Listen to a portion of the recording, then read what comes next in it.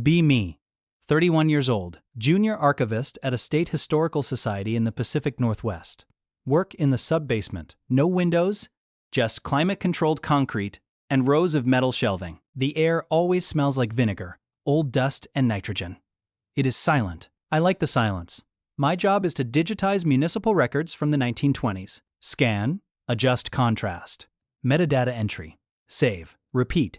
I have done this for 3 years. It is safe. It is predictable. My apartment is 6 blocks away. Studio, 1 cat named Miller. I eat a turkey sandwich every day for lunch at 12:15 p.m. Life is a straight line.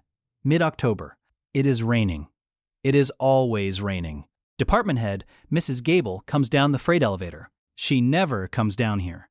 She has someone with her. This is Maya, she says.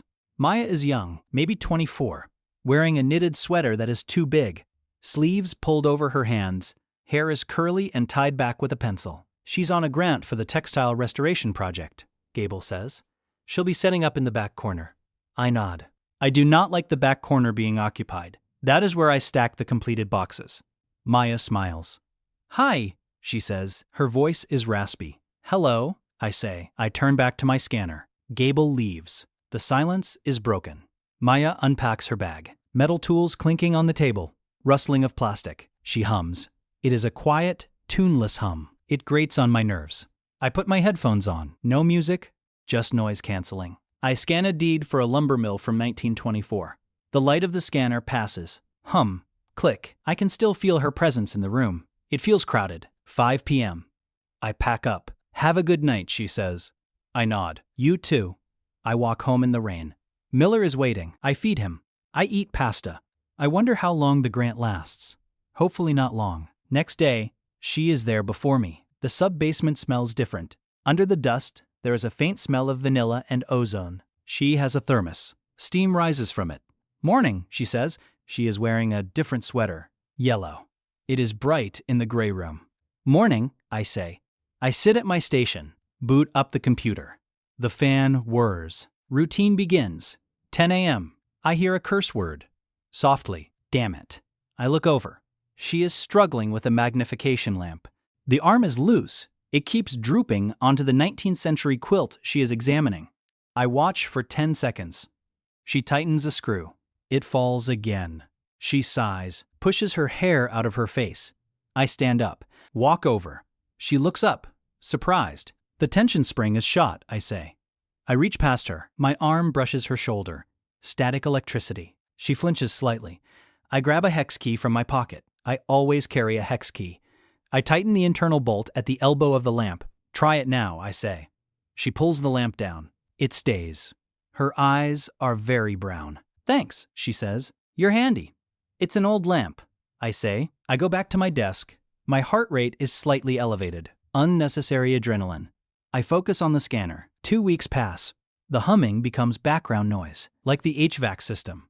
I stop noticing it. November. The rain turns to sleet. It is cold in the basement.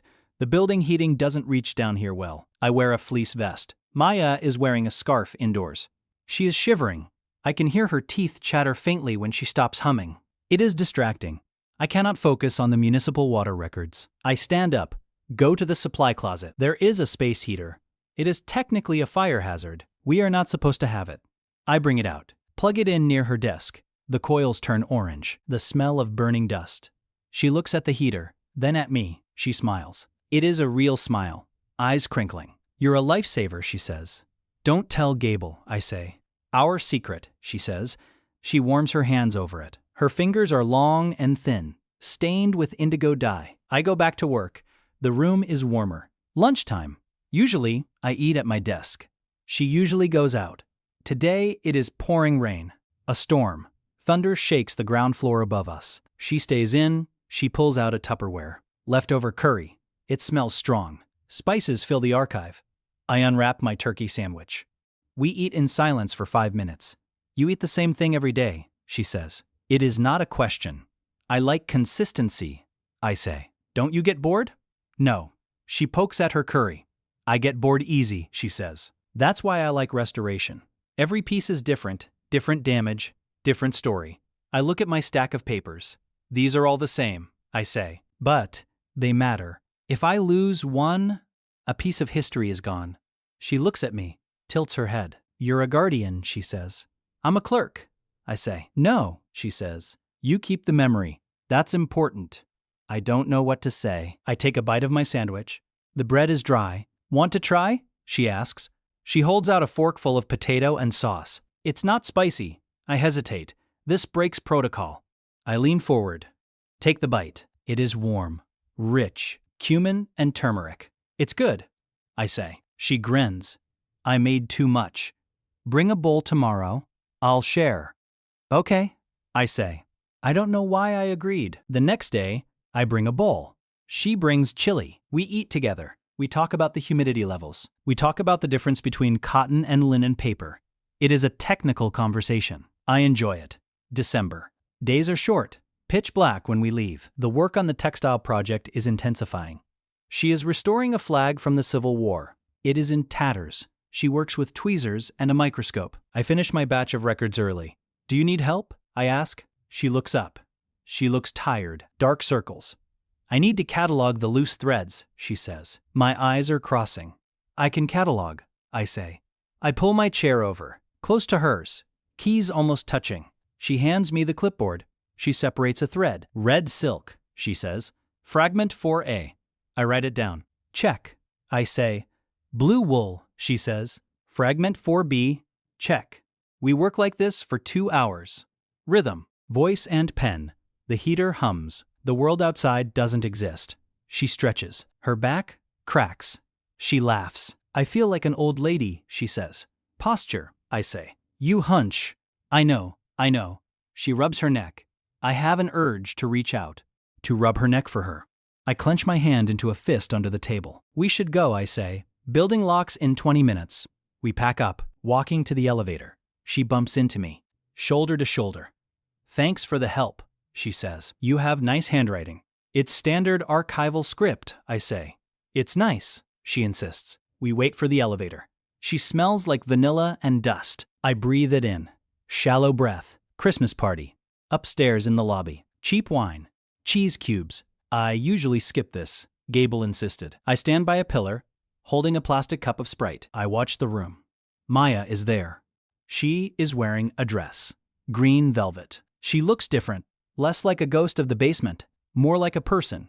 She is talking to the curator from the geology department. He is laughing. He touches her arm. I feel a sharp pinch in my stomach. Indigestion. Must be the cheese.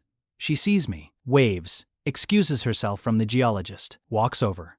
You came, she says. Gable made me. I say, I hate these things, she says. Small talk makes me itch.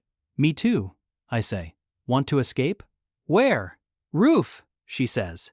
I stole a bottle of the good wine. She pats her tote bag. We take the stairs. The roof is cold, windy. City lights blur in the mist. We stand near the HVAC vents for warmth. She passes the bottle. I take a swig. It is red, dry. Merry Christmas, archivist, she says. Merry Christmas, restorer, I say. She leans against the parapet. My grant ends in April, she says. The wind feels colder. Oh, yeah, what will you do? Dunno. Apply for another one. Maybe move. New York has good programs. New York is far. You're good at this, I say. They should keep you. She looks at me, intense. Would you miss me? I look at the city lights. I calculate the honesty of my answer. The basement is very quiet, I say. She bumps my shoulder. You robot.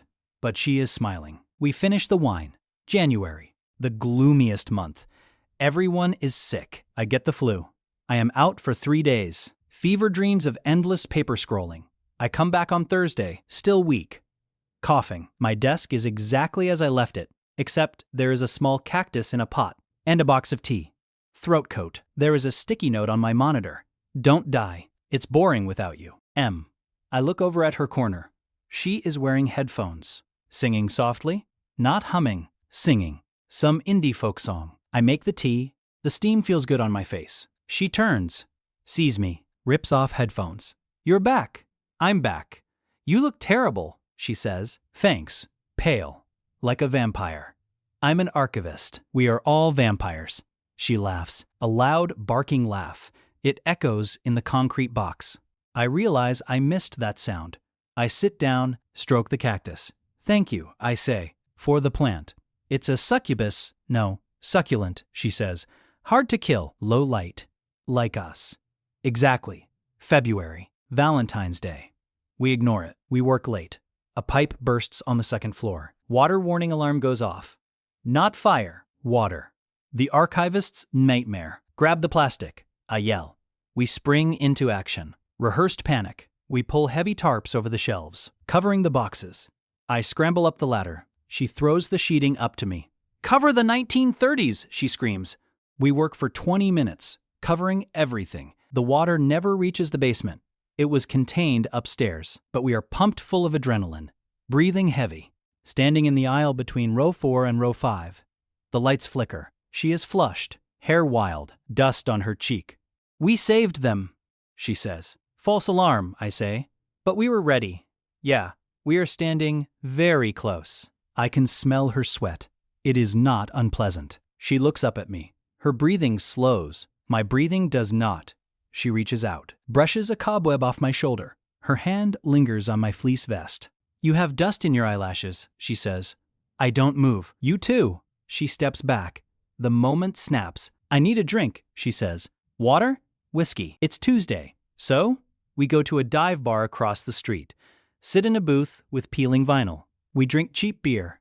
Not whiskey. She tells me about her family. Crazy mother in Ohio. Absent father.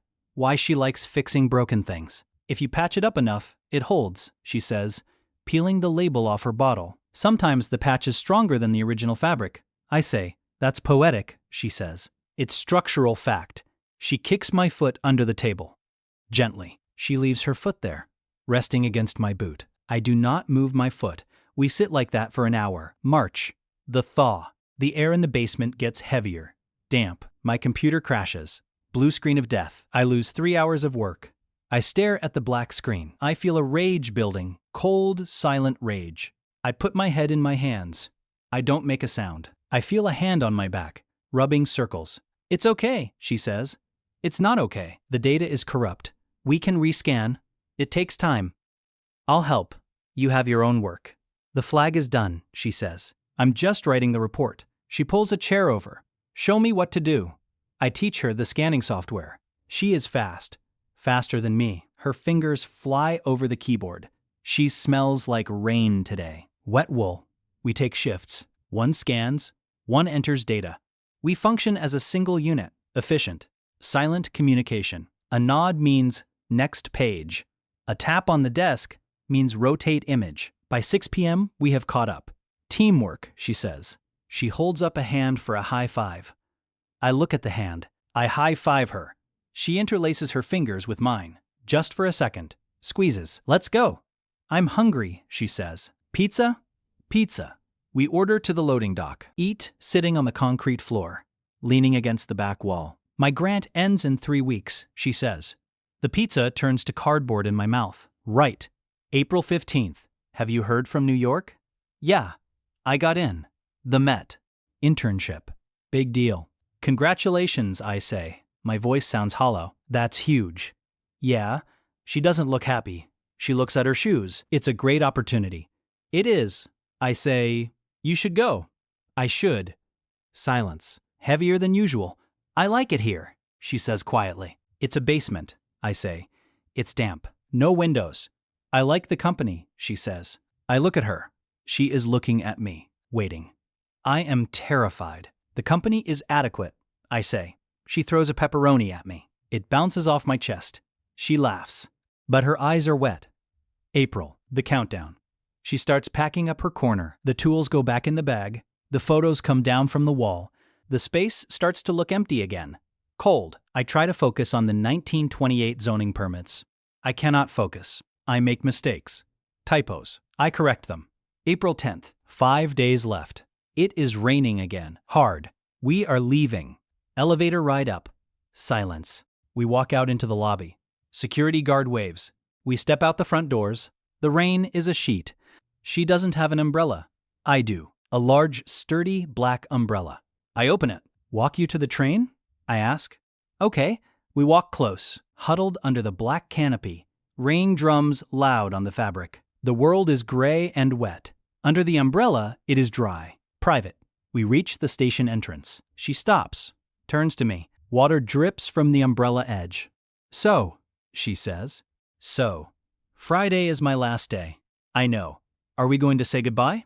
We have till Friday. I hate goodbyes, she says. She steps closer. Inside my personal space, I don't step back. She looks at my mouth. Then my eyes. You're so stubborn, she whispers. She reaches up, grabs the lapels of my coat, pulls me down. She kisses me. Her lips are chapped, warm. Tastes like peppermint tea. My brain short circuits. Routine error. System override. I drop the umbrella. I don't care. I put my hands on her waist, pull her closer. We kiss in the rain. Cliché. I don't care. It is the most real thing that has happened in 31 years. She pulls back, breathless, rain soaking her hair immediately. Come with me, she says. To New York? No, to my apartment. Right now. Oh, unless you need to feed Miller. Miller has an automatic feeder. She smiles, takes my hand. We run to the train. I leave the umbrella on the sidewalk. That night is not silent. It is messy, disorganized, wonderful. I learn the map of her skin like a new archive. Scar on her knee, mole on her shoulder. The way she breathes when she sleeps. Morning. Sunlight hits her bed. She has windows. I wake up before her, watch her sleep. Panic sets in. She leaves in 4 days. New York is 3,000 miles away. I am an archivist in a basement. She is an artist going to the Met. Incompatible data sets. I get up, get dressed quietly. I need to think. I leave a note. Went to work. See you there. Coward. I walk to work. The basement feels like a tomb. I sit at my desk, stare at the cactus. It has grown a new spike. She comes in at 10 a.m., slams her bag down, marches to my desk. You left. I had work. You left. She looks angry, hurt. I didn't know what to do. I say, you make coffee. You wake me up. You don't vanish. You're leaving, I say. What is the point of starting a process that cannot be completed? You view everything as a task, she says. Data entry. Start. Finish. Life isn't a file, Anon. She goes to her corner, puts her headphones on. Furious silence. It is worse than the empty silence. It is heavy, suffocating. I work, miserable. Lunchtime. She doesn't eat. I eat my sandwich. It tastes like sawdust. 2 days left. We are polite, professional. Can you pass the tape? Here. Thanks. It is torture. I want to scream. I never scream. Friday, her last day. She has a box of personal things. She hands in her badge to Gable. Gable gives a speech. Cake in the break room. I eat a piece. Too sweet. Maya says goodbye to everyone. She comes to the basement one last time. To get her coat. I am standing by the scanner. Hands in pockets. She puts her coat on, wraps the scarf around, looks at the empty desk. Then at me. Well, she says. Good luck in New York, I say. Thanks. You'll do great. Sure. She shifts her weight. If you're ever, visiting. I don't travel much. Right. She bites her lip. Take care of the cactus. I will. She turns to leave. Walking to the elevator. My chest hurts. Physical pain. Constriction. Panic. Maya. She stops. Turns. Wait. I say. I walk over, quickly. I don't know what I'm doing. I reach into my pocket, pull out a flash drive. Here. She looks at it. What is it? It's a backup, I say. Of what? Everything. The scan logs, the chat history from the internal server, the photos I took of the textile project. I pause. And a folder called Music. It's all the songs you hummed. I found them. She stares at the drive. Her eyes fill up. You cataloged me, she whispers. I didn't want to lose the record, I say. She laughs. A sob. She throws her arms around me. Squeezes tight. You idiot, she says into my neck. You absolute weirdo. I know. I'll call you, she says. Okay. Tonight. Okay. She pulls back, kisses me on the cheek, gets in the elevator. Doors close. Silence returns. I stand there. The basement is empty, but it feels different. Not lonely. Just paused. May. She is in New York. We FaceTime every night. She shows me Central Park. I show her the 1920 sanitation reports. She laughs. I eat my sandwich while watching her eat bagels. June.